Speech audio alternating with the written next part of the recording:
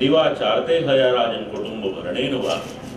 આમને આમ એક દિવસ, એક અઠવાડિયું, એક મહિનો, એક વર્ષ, આમ જીવનના વર્ષોના વર્ષો આ રીતે વીતી જાય. દેહાપત્ય કલત્રાદિ સ્વાત્મ સૈન્યેશ્વ સત્સ્વપી. આ બધા સૈન્યથી એવો ઘેરાયેલો હોય, તેષામ પ્રમત્તઃ નિધનમ પશ્યન અપી ન પશ્યતિ. ખબર છે કે મૃત્યુ આવવાનું છે, આત્મકલ્યાણ કરવાનું છે, પણ એના માટેનું કોઈ પણ મેનેજમેન્ટ એ કરી નથી શકતું. ઘણું બધું આપણે ગોઠવીએ છીએ. લાઈફને સિક્યોર કરવાને માટે ઇન્સ્યોરન્સ લઈએ, ગાડીને માટે ઇન્સ્યોરન્સ લઈએ, હેલ્થના માટે ઇન્સ્યોરન્સ લઈએ,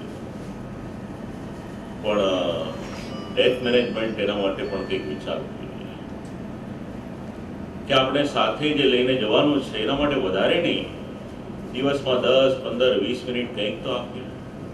દરરોજનું 108 વખત કેવળ અષ્ટાક્ષર મંત્રોનો જપ કરીશું તો પણ 50, 60, 70 વર્ષમાં એ સંખ્યા ક્યાં જઈને પહોંચશે એનો વિચાર કરીશું. મહાપ્રભુજીએ સરસ મજાનો માર્ગ બતાવ્યો આપણને. વદત્પિરેવ સતતમ સ્થેયમિત્યેવ મેમતિઃ. કોઈ પણ કાર્ય કરતા હો, કોઈ પણ અવસ્થામાં હો, અષ્ટાક્ષર એને સતત ચાલુ રાખો.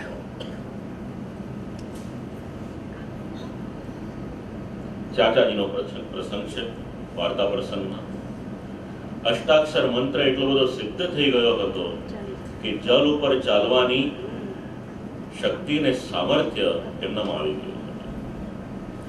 જલસ્તંભન એક સિદ્ધિ છે. પાણી ઉપર ચાલવું હોય તો કેવળ અષ્ટાક્ષરનો પ્રતાપ એના કારણે તેઓ ચાલી શકતા.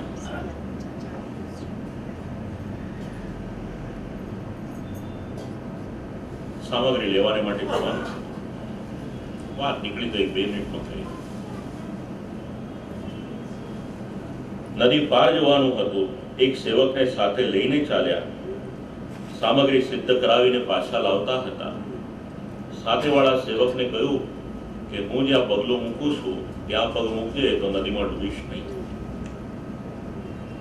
એટલે લગભગ નદી પાર થઈ ગઈ, 10-15 પગલા બાકી હશે. અને એમણે વિચાર કર્યો કે તેઓ પણ અષ્ટાક્ષર બોલે છે ને હું પણ અષ્ટાક્ષર બોલું છું, તો મારે એમના પગલે શેના માટે ચાલવું જોઈએ?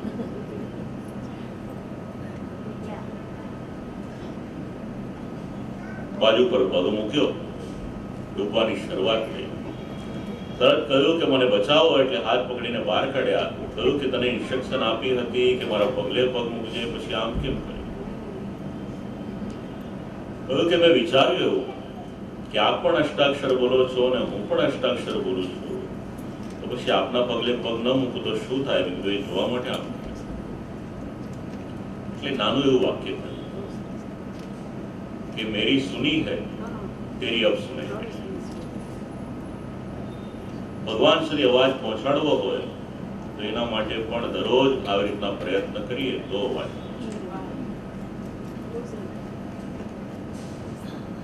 ચમત્કારથી આપણે વિચારીએ કે હું આમ એક વખતમાં કરું ને થઈ જાય, તો ઘણા ચમત્કારીઓ થઈ ગયા. યુટ્યુબ પર જોશો તો ઘણા ચમત્કારીઓ છે. આમ કરે ને આત્માથી ભભૂતિ નીકળે ને સોનું નીકળે ને. બીબીસી વાળાએ ઘણું બધું મૂકેલું છે, પણ એનું કઈ રિઝલ્ટ નથી. એ તો બધા લોકોને ભ્રમિત કરીને બધું લેવાની માટે.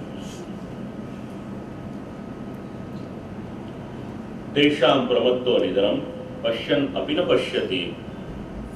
ભાગવત સમજાવે છે 7 દિવસ કથા સાંભળીએ, કંઈક સારું લાગ્યું હોય તો કથામાં એને રાખીએ નહીં. 5 મિનિટ 10 મિનિટ જેટલો પણ સમય કાઢી શકીએ, સત્કર્મ તરફ વળીએ. ધીરે ધીરે ધીરે એ ભેગું થશે તો અંત સમય આપણને કામ લાગશે.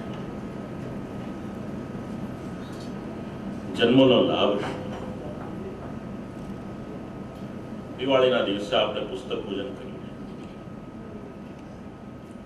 ઘર લઈએ એટલે ઘરની બહાર આપણે 2 શબ્દ લખીએ, શુભ અને લાભ.